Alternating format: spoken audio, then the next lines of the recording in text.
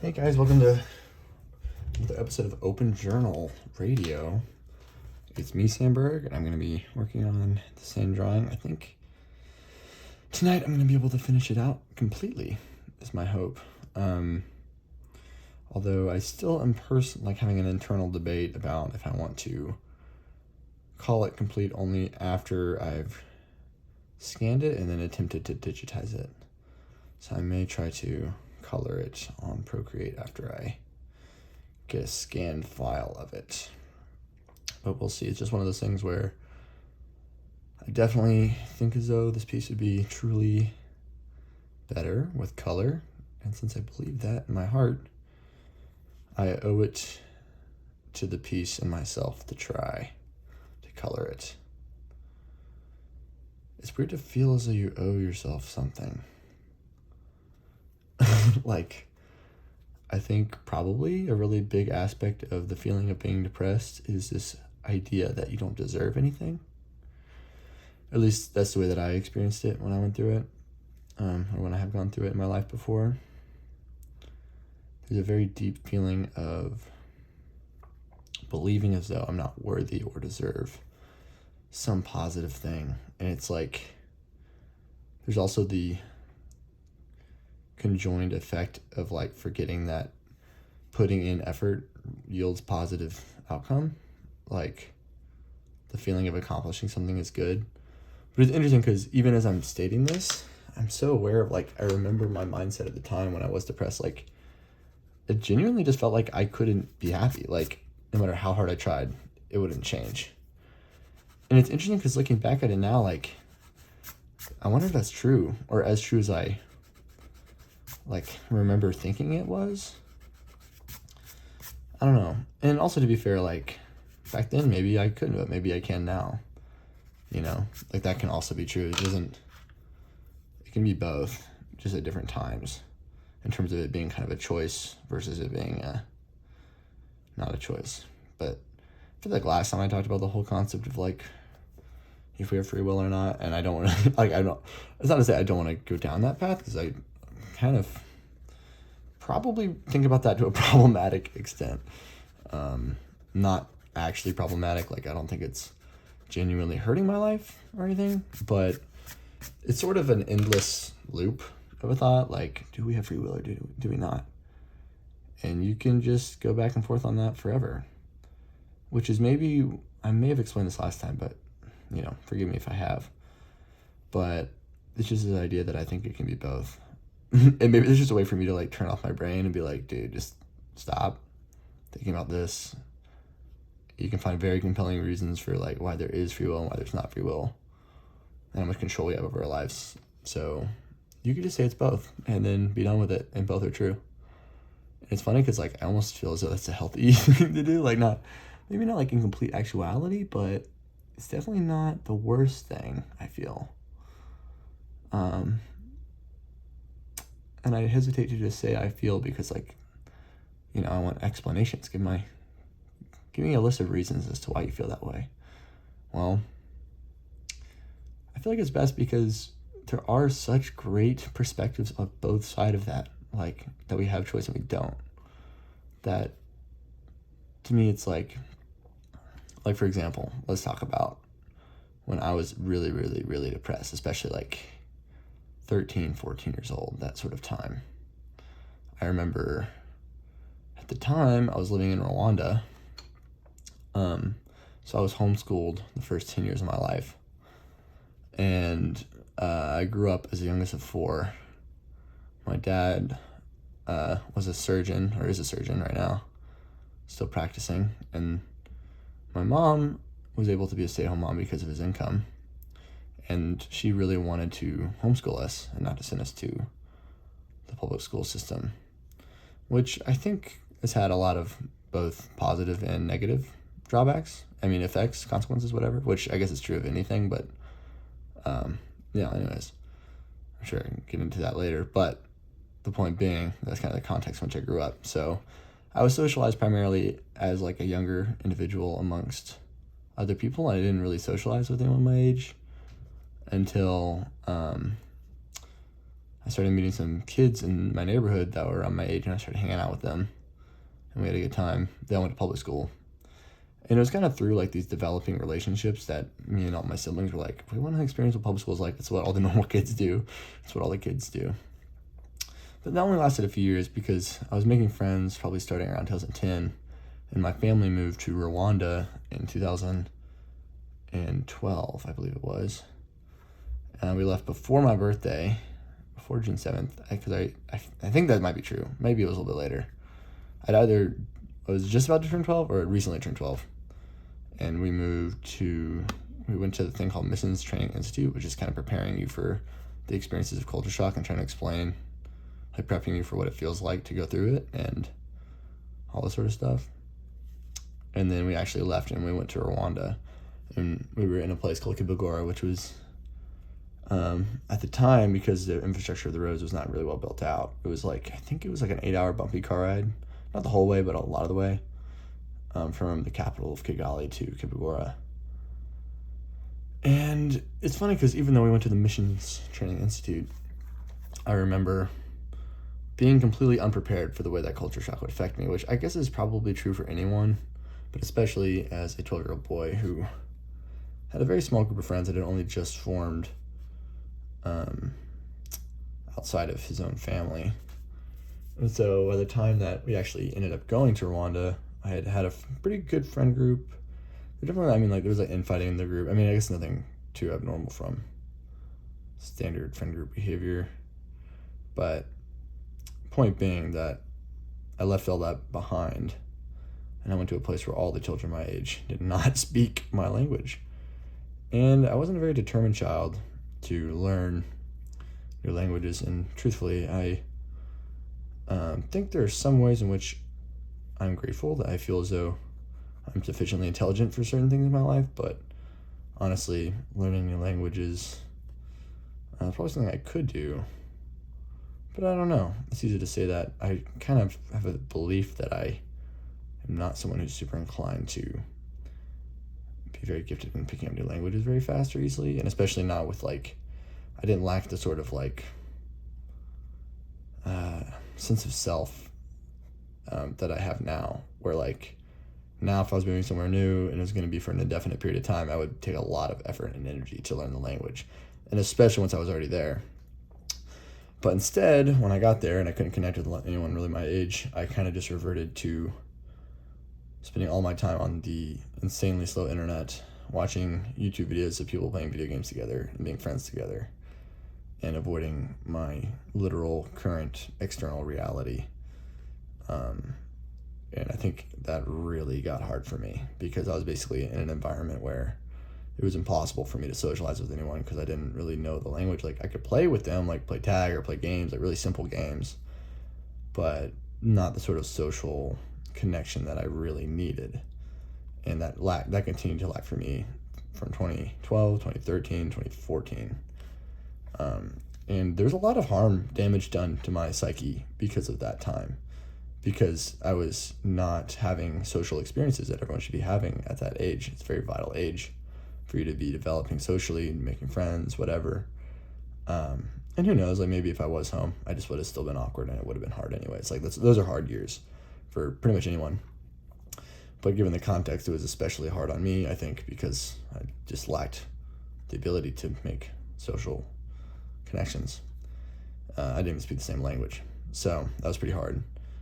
And I think back to that time because, I could say all I want, you have the choice to kind of realize, when things are bad in your life, and you should be able to identify these things, and you should be able to, I guess, I hesitate to say the thing, pick yourself up and dust yourself off and be in charge of the way you feel. But at some level, now that I am how old I am and I'm as intelligent as I am, even I talked about my feelings if I had gone now to move to Rwanda, I probably would have taken a lot more energy and effort to understand the importance of learning the language and developing relationships there. But I just wasn't really that age to be making those decisions or thoughts. And so I kind of just went into a very depressive sort of state where I didn't do anything and didn't connect. Like, to me, even like by the end, maybe I connected more. But the truth is that like, then I just left. So that was hard too. After 3 years of being there, so I finally felt like I started getting the hang of it, and then we left. Yeah, that was pretty hard. But it's interesting because I guess it's just this question of like, could I really say that I had free will in that context? Like, none of that was up to me if I was going to suffer through that or not. Like, that was just circumstantial and completely up to what the world had in store for me. Yeah. We moved because my dad wanted, doing missionary, doctor, medical work there, working in the hospital. They had like no proper infrastructure or very trained physicians and stuff. So he was that dude there, and saved a lot of lives. And that was definitely a hard time for me. But it's interesting because now it's almost like I feel like if I were to move now, I would have a better feeling of like being a little bit more in control of my emotions, realizing that there are tangible ways in which I can put energy in to get positive results out. But honestly, I didn't even really start feeling that I had the ability to identify that truth until probably within the past, like honestly, like 2 years. And it's funny because even as I'm saying all this sort of stuff, it's like there's still this acknowledgement of how many resources I have. So like there's kind of, again, it always goes back to the free will conversation, I guess. Maybe not always, but like even as much as I would like to believe as though I have free will and like I can choose to not be depressed, or not really, but like basically sort of pick myself up and realize that I am in control of my destiny more to some lesser or greater extent. I have to believe that I am in control of this to a meaningful way. I have to buy into that but even still, like, I have this thought of like, oh yeah, like you're so in control of it. Like, you do such a good job getting all your own food and being self-sufficient. Like, I mean, I don't know. For some reason, it's like my brain wants to invalidate sort of this feeling of like, I have the ability to understand and to choose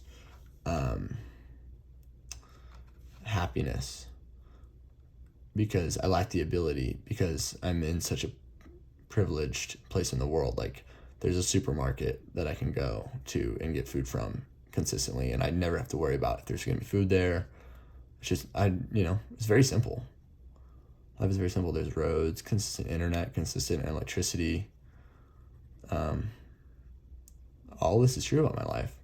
And it makes me wonder, like, oh yeah, like you're so good at choosing to be happy, when it's like as if you're in control of any of that. And I could say, I pay my bills, I get money, I work. But the truth is like, that's nice. So does everyone else everywhere. I suppose there's probably some sort of like baseline level of happiness that you can achieve, assuming that you're not being actively like, your life isn't threatened and you're not starving and you have access to some level of sufficient amount of resources. But it's just interesting because it's like, man, what is that definitively, that amount? Because ideally I could be completely detached, sort of like, it just sounds like I'm obsessed with having control, like, which I guess is true. But it's like, if I can know that no matter what could happen to me in my life, that I could find happiness or not despair in the face of that. There's a homeless man named Mike that lives near my building. And I developed a pretty like, not like close relationship with him, but we were on very good talking terms, and like anytime I saw him, like I could ask him what's up and he would tell me the truth. And I talked to him about the experience of losing his family. I think he lost them in the 70s. He's like almost 60, and he's just a horrible alcoholic, like complete addict to alcohol. But really nice guy, all things considered. When he's had his drinks, he's nice. He's too old and weak to be threatening in any capacity. But anyways, I talked with him, and I kind of realized, like, he was a normal guy. I mean, of course he was, right? I mean, I don't know what that means, but he had a wife, he had kids. His wife and kids died in a car accident on the highway coming to or from Houston. I forget which one, but they died, and, you know, I think his brain has been so hurt and destroyed from the alcohol that he has a hard time telling it super chronologically or coherently about what happened after that point. But it's evident to see, like, that's when his alcoholism really started to get him. And that he was pretty much reliant on, I think it said, like, his aunt or something up until a few years ago. And that's when she died, and he hasn't, basically, it seems like since his kids and wife died, he's been incapable of taking care of himself. Like, it was his aunt that was really the caretaker for him. Like, maybe, and it's funny because it's not like he's completely dysfunctional. Like, he's not someone who, or at least as I know him, the guy on the street version of him at this time in his life, he is not violent. He's not, he's sociable. The issue is that he just really needs his alcohol. And a lot of the programs around Austin that are housing the homeless, they won't let you drink, and he needs a drink, so he's not going to go. I've tried many times, but he doesn't want to go because he needs to drink. And it made me consider, like, man, if I was in his shoes, would I have the power to not just fall onto alcohol or some other coping, unhealthy, like, destructive coping mechanism to deal with that loss and that trauma? Like, could I seek and find happiness even when I were to lose my wife and children? That's kind of the question, right? And, like, it's a crazy question, because it's like, what else do you have? Like, if you can't rely on the idea of being emotionally dependent on your wife and your children, then, like, I don't know, what's the point? And then at the other same hand, it's like, this is when my concept of God really comes into play. Because the idea of, like, I don't really believe in, like, a Christian version of God. Like, I don't believe in a God that is just omnibenevolent, always good, everywhere, all powerful. Like, that's just clearly not the case, because, I mean, it's self-evident. You look around the world and you see, wow, a lot of messed up stuff that happens here, and, like, no good God would allow this to happen. And you know what? You're right. And this goes back to the idea of it both being true, right? Like, both free will and not free will. Where I believe that God is love, but I also believe God is death and hate and all the bad stuff too.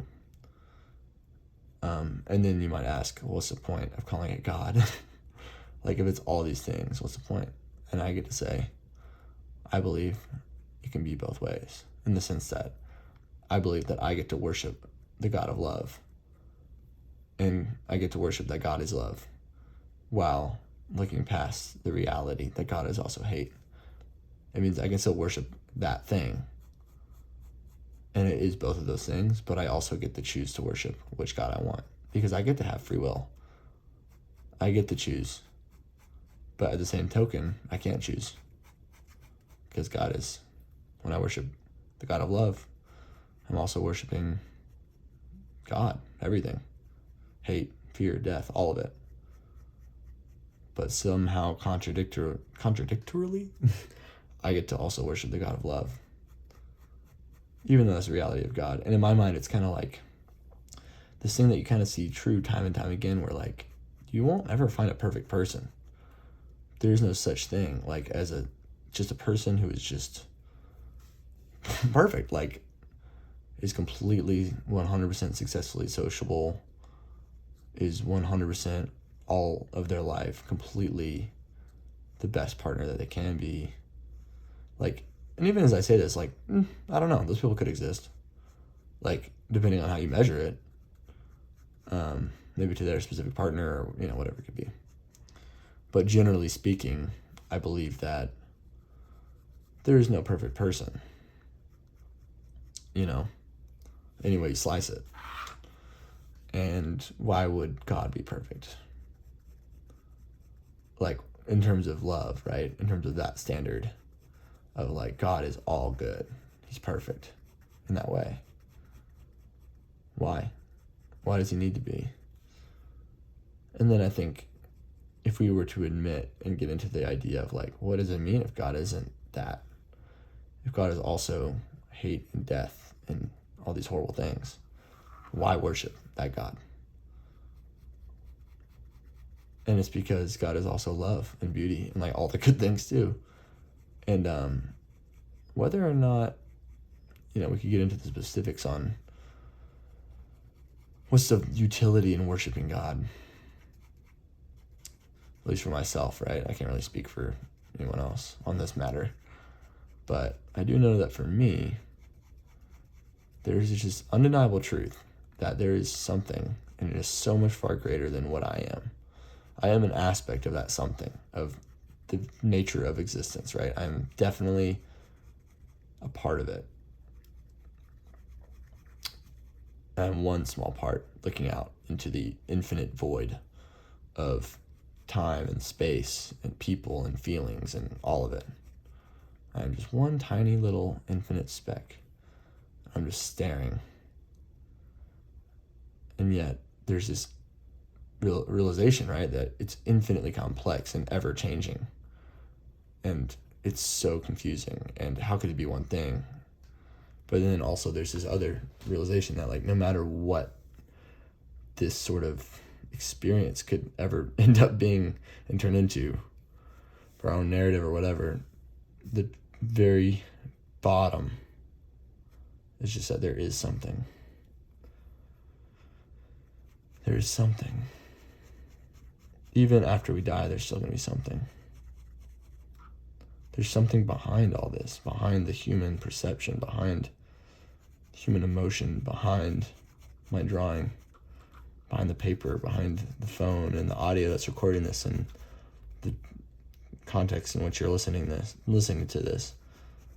It's like somehow there's something behind all of that that's there the whole time, even though each of those things is infinitely different and complex. Like somehow there's still something that's behind that, and it's the same throughout all of that. Like I don't think even it being the same thing means that it's actually the same thing. Like in terms of it could look completely different.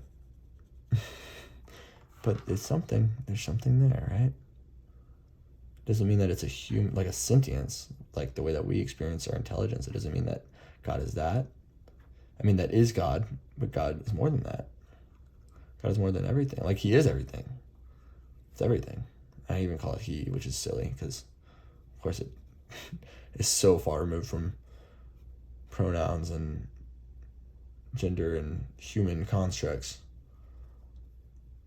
But yet somehow my personification of it and worship of it and submission to it makes me the happiest little guy in the whole world. Like, I don't know why. It just feels so right. It's like, yeah, like, what am I to that?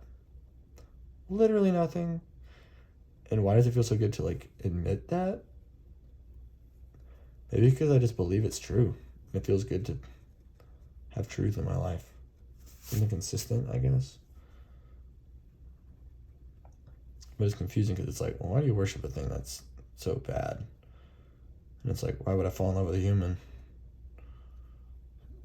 Humans are bad. Why would I do anything for anyone? We just kill each other. And we rape and we kill and we torture. And we're selfish. And we're spiteful. And we're grotesque. And yet everything I do, I want it to be in service of humans. And when I act on that inclination, I am the happiest. It's like being a kid and just having faith. Assuming you have the privilege to do that. Faith in your parents, faith in the people in your life. And hopefully, like, even if you didn't have the capacity to, or privilege to experience that, you still understand that it was something that you really wanted to be able to do. Complete acceptance of who is in charge. Which sounds weird, but like, it's true. Like I'm not in charge here. There's something way bigger and greater than me, and like, okay, it's in charge. Either it's got me or it's not. And you have to be okay with whatever it is, because it's more powerful than you. So there's no way that you can do anything about it. I mean, and again, then it goes back to the paradoxical thing of free will and not. And it's like, well, but you still say you have free will even though you just said that? And it's like, yeah, I do, but also I don't. When I was 13 years old and oppressed in Rwanda, I don't think I really did in the same way that I do now. And yet I do now. So therefore, God does allow me to have free will like I have free will. I really believe I do. And yet I also recognize that I probably don't. But it doesn't stop me from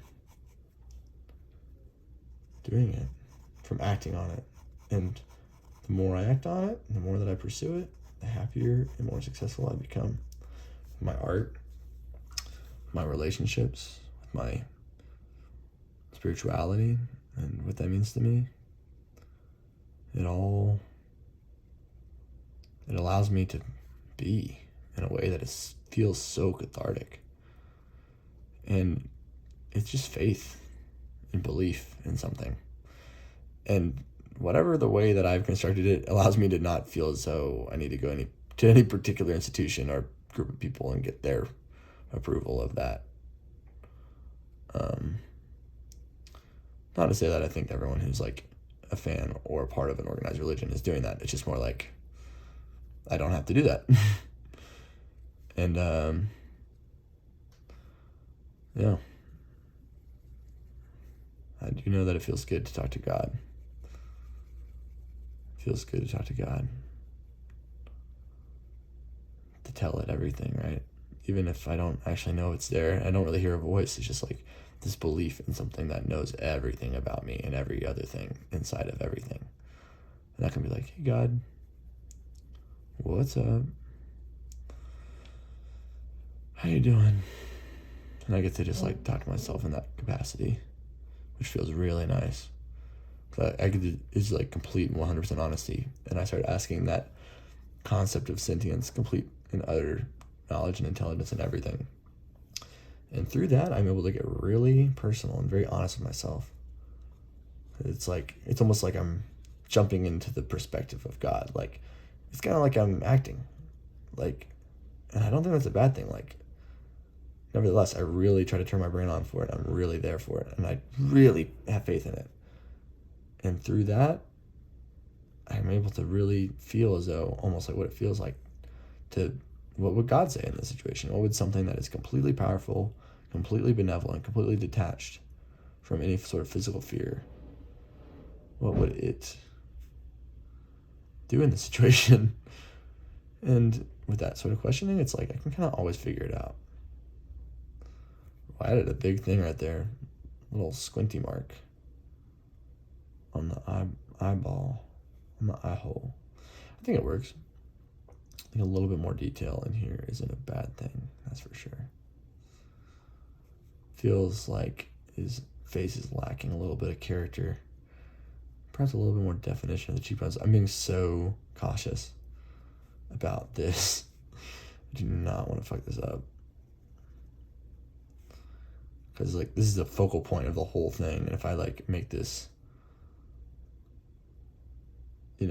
not appealing to look at, then that's the whole thing. I mean, theoretically, I could just go into Photoshop and fix it. But I don't want to do that. I want it to be bang right there on the paper. I want to be right there on the bloody paper. That's what I freaking love about drawing, is just get to just make it. I think it, and I go boop, boop, bop, bop, and it's right there, right in front of me immediately. There's no filter through any sort of digital software. There's no delay. I don't have to wait on loading times. Nothing. It's literally just immediate. It's the fastest rendering speed. I don't have to worry about battery, except for, I guess, when I'm recording myself. How's the battery? Seems like this is going all right. This has been a very interesting episode of the radio. Who knows how many people are going to get into this? Maybe not that many people, but I don't know. Maybe more than I think. Or maybe less than I think. I don't even know how many I think. I assume with this episode, probably maybe 1 or 2 people. Like, it's just going to be my friends or, like, people that might have the time for it. And I don't really know what that is. I think some of my friends that have, like, full-time jobs and perhaps drive a lot or, you know, I hope they listen to it. If you guys are listening to this and you're my friends and you know me, or even if you're just a fan of my artwork and are listening to me, hey, how you guys doing? Doing pretty good right now? Are you doing pretty good? Are you having a good time? I hope you are, wherever you are. Maybe you're feeling pretty anxious about something. Maybe you're completely checked out right now. Maybe you aren't. Maybe you're like, okay, if you know me and you're listening to this right now, send me a text and say, I just listened to that. It's okay if you don't. But that'd be pretty cool, I think. For me, it would be like, whoa. Okay, so tell my future self.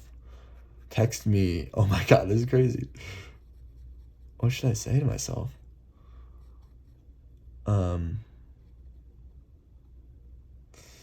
Damn, this is a really good question. What would I say to my future self?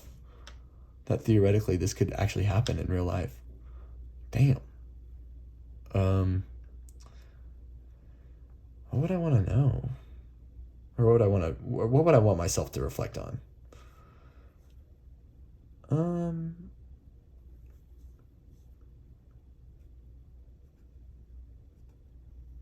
How many more drawings have you made? Potentially? No, that's kind of boring. More like, are you still heartbroken? Ask me if I'm still heartbroken. I want to know where I'm at with that. Make me think about that. Ask me if I'm still heartbroken. It's so intense. But honestly, I'm open to it. I genuinely I want to be completely open to all that. Why would I want to live my life any other way other than completely open? Open journal. Oh my God. I gotta write that down. God, that's so stupid. That's funny though. That is funny. It's almost like that's what I'm doing with my life. Is literally pursuing the thing that allows me to have a completely open journal. Damn. It's a little selfish like that, actually, but like I almost feel that way because it's just so awesome. Why would I want to do anything else other than this? I can't imagine doing something else where I can't be this completely honest. Like, I wonder if I'm going to get shadow banned by being like, I think there's a genocide in Gaza and the Israeli state is being funded by the United States. It's kind of a vassal state. I don't even know what the word vassal means, but people will be saying that.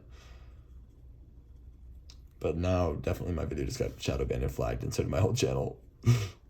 Is that true? Is that what they do? Can they do that? Guys, I'm scared. I don't think so. I think YouTube is so, like, it transcends it. Like, it skips right past all that and just shows people exactly what they want to see so they can sell them more stuff. So, like, people are like, damn, YouTube is based, but it's really just, like, feeding you your opinions. So you're like, damn, like, freedom of speech, but really it's just like, no. Freedom to get your bottle-fed, sort of like, what do you call it? Pacification or like, entertainment, or I don't know. Because, like, it's not like we're actually getting anyone on the same page. We're all completely separated by these companies. And, like, I love it, too. Like, I love going on my Instagram page and seeing all the art, like, a bunch of new artists that I like, and only art. Art. It's just the best thing to see the whole time. And then at the same token, I'm not able, it's much harder to organize movements and to be on the same page as other people and that sort of stuff, you know, because it's not like I can say something that gets heard by everyone. It's like I can say something that gets heard by all the people that want to hear it.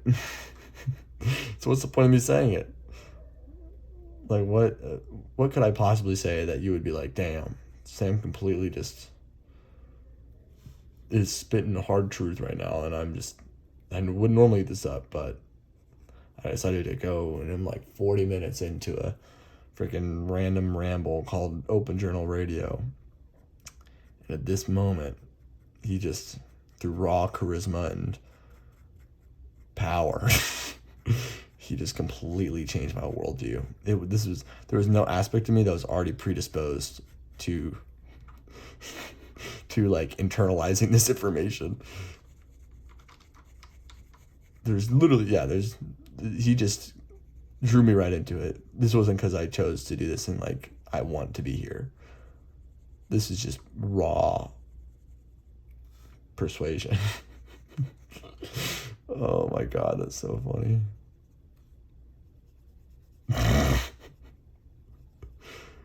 It's funny because my strategy is like to not give a single crap about like any sort of marketing techniques, or like trying to convince people they should be into me or anything. Like my one thing is just like, I'm gonna be completely honest. And that's it. Like, I don't care if people don't like it. I don't care if they do. I mean, I do care if they do, but like, I'm just gonna completely be myself and just hope 100% that there's enough people that like it enough that I can live on it. And if I can pay my rent because of what I can do, be 100% honestly, then I win the game. Which I think is kind of true in some way. So I'm sticking to it because I believe in it. And I also think that I can make a real difference. Like, maybe not a difference, it's like kind of completely change the world, if that makes sense. Like, I don't think there's anything that I could personally say that would change the tangible reality of like countless people.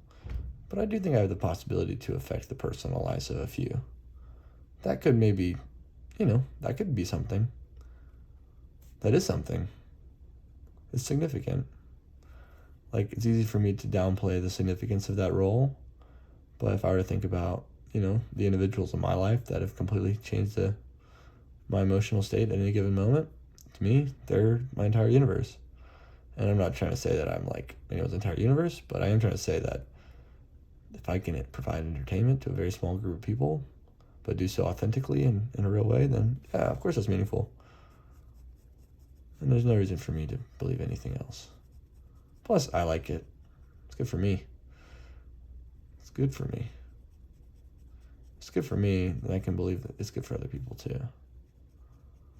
If that makes any sense. Like, even assuming that I can, meet my basic necessities and stuff, like, I can assume that, I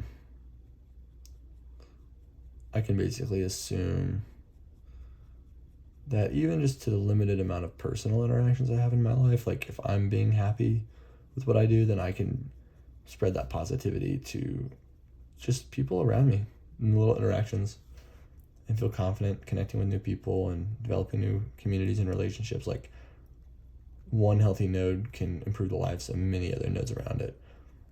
In an airplane, you gotta put on your own mask before you can help others. And in a way, doing art is putting on my own mask. It's kind of the way I see it. I feel like we all kind of need that to lesser or greater extents. Yeah, I believe that to be true. I wonder how much more I'm gonna do, I like the vertical lines in the cups that I added to the two ones that are being held by the lizard guy and the main guy. So I think I'm gonna add more vertical stripes, vertical hatchings onto the other cups to add a little bit more opacity, higher level of opacity. Also give a certain sense of volume and shape. Yeah, the vertical lines are honestly doing the Lord's work right now. They're really helping out that, the way that looks. They're too like polished looking otherwise. Like it looks weirdly too clean. Like I don't know what cups look like. Like it looks like almost like a potted plant, like a pot for a plant. Ceramic. It looks ceramic versus I think this could make it look kind of plastic. Much more plastic, more dull. Which is true of plastic. Less shiny, which is ceramic. But it's weird also because like, you know, most glasses are clear. And I remember even when I started this piece, I was like, I'm gonna like really work hard on the refractions through the glasses and like I'm gonna really try to do that, like even at that level, which I still would like to experiment with opacity, or I mean like a clear opacity on objects in the drawing. Like, I mean, I kind of mess around with it with this little bit right here with the liquid spilling, but not really, not to any sort of like significant extent. But pretty quickly as I was like, you know, getting into this piece, I was like, there's enough going on in here that I don't want to focus too much on the glasses. Like I think the character's really what stood out, and even still I still got lost and it got kind of noisy, like especially with these guys, these little guys. I think they really suffered when making the shoes black definitely helps add a little bit more contrast, but like the issue is that they're just so lost in the sauce of these lines. They lack so much contrast and it's so hard to put it back without messing with the figure more, you know? That's okay. I mean, like, if you look closely, you can tell, but it's just unfortunate because I think before it looked so clean. But that was also part of the thing I didn't like. I didn't like that it didn't look like a bar. So it's almost like I'm sacrificing. I mean, honestly, if I spend more time with the hatching on the bar, I think it'd be less of a problem. I think it's just like a lot of these hatch marks are too dark, and I think it distracts from the figures of the little guys on the bar.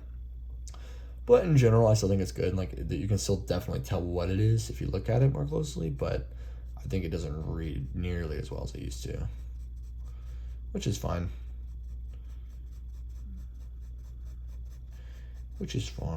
I think overall it benefits the image. I think the way I could have had it both ways was if I was more patient, which seems to be the consistent sort of truth I've been learning about recently. This idea of like being more patient with your drawings equals exponentially better results. Being able to start a drawing and not finish it for like weeks at a time, like, and have multiple longer term drawings going on allows me to just slowly go back to each one, which I think honestly this radio series is going to help me be more in tune with that, because something about talking to myself and talking to the camera as I'm creating in real time like allows me to keep my consciousness to the present moment a lot more, whereas I think the more time that I spend on a piece, especially like in time-lapse mode or whatever, like there's some things that are kind of tedious, have a lot of tedium to them, and I want to just like get it across like, okay, there's a bunch of bricks here, there's a bunch of lines here, like we get it, so I'm just gonna go really fast and not be very precise with it. And of course that always makes the drawing suffer in the end. Like it would look better if you thought about each individual brick or line in a very precise sort of way that it needs to be represented on the page. And then, you know, be able to, there you go.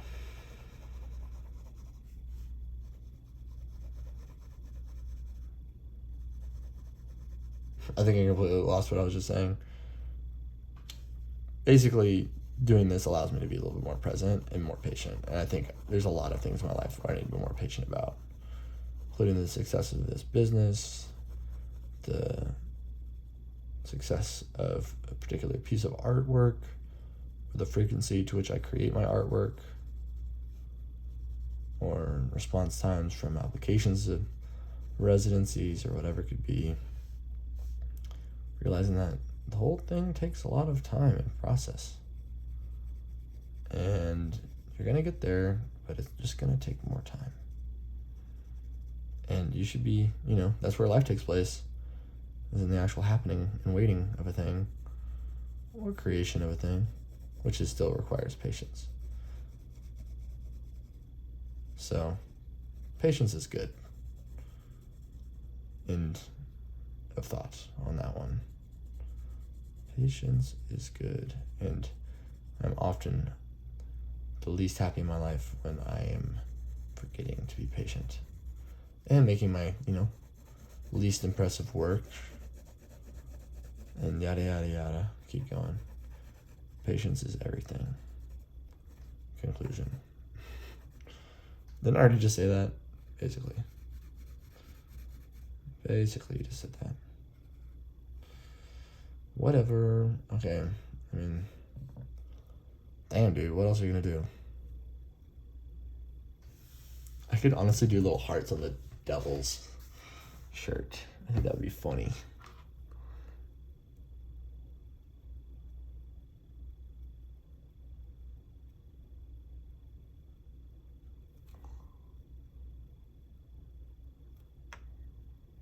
He's in like, what is this? PJs? I just think the more to look at, the better with this situation. Oh man, that actually added a lot.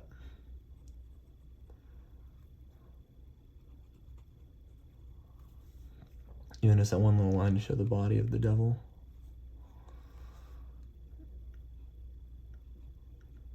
But yeah, I'm gonna draw little hearts now. Drawing little hearts all over his body.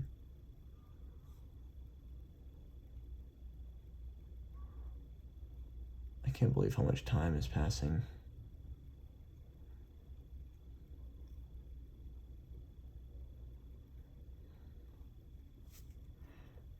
He's in a onesie. Is that what he's in?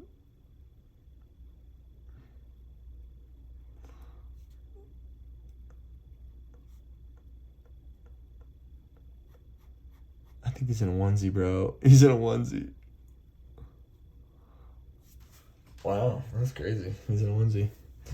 Yeah, I don't know what the heck is happening in this image. Other than it being like, bro, this could be like Rick and Morty, bro.